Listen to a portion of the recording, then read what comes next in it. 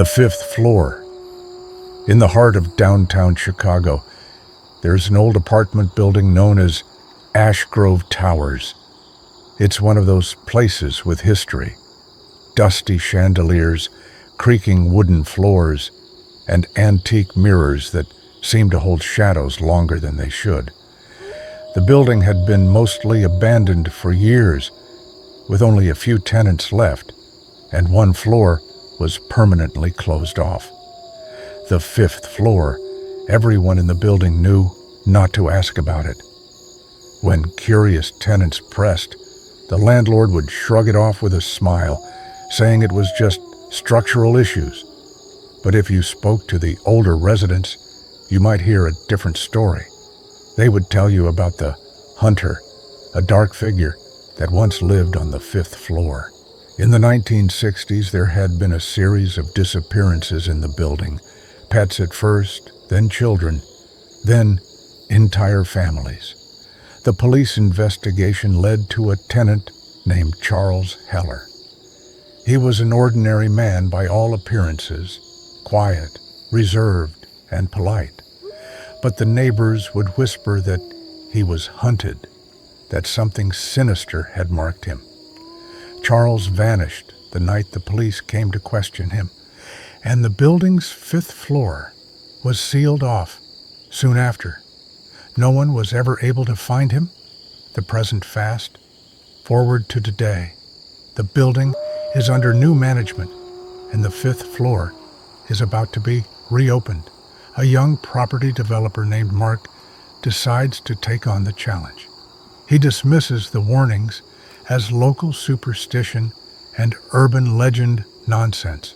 With a small crew, he begins the renovation work. On the first night, Mark hears strange noises, whispers, the sound of footsteps above him, even though the fifth floor is supposedly empty. His crew laughs it off, but the old residents shake their heads knowingly. The second night, one of his workers, Joe, goes missing. His phone is found abandoned on the stairwell leading to the fifth floor, but there's no trace of him. The police are called, but there's no evidence, no sign of struggle. By the third night, it's just Mark left. He decides to check out the fifth floor himself, desperate for answers. He forces open the old rusted door. The hallway is dark, lined with old dusty mirrors that reflect distorted versions of himself. He hears it then, a dragging sound, like something heavy being pulled along the floor. As he turns a corner, he sees it, a dark figure at the end of the hallway, hunched over, dragging something behind it. It's Charles Heller, but not as he was in the photographs. His face is twisted, pale, with sunken eyes that seem to glow in the dark. He's pulling a body, a fresh one. Mark stumbles back, horrified.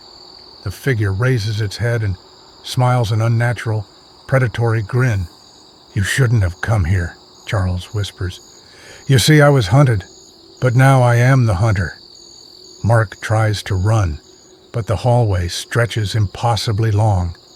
The mirrors on either side show not just his reflection, but dozens of faces, children, men, women, all staring at him with hollow eyes, their mouths open in silent screams. He doesn't make it out. The next morning, the police find nothing but his phone, left in the same spot as Joe's. The fifth floor remains sealed, and the new management decides to sell the building. They say it's because of poor profits, but the few tenants left know better. And if you walk past Ashgrove Towers at night, you might still see a flicker of movement in the fifth floor windows, shadows of the hunted, trapped forever by the hunter who now roams the empty halls, searching for the next victim who dares to enter his domain.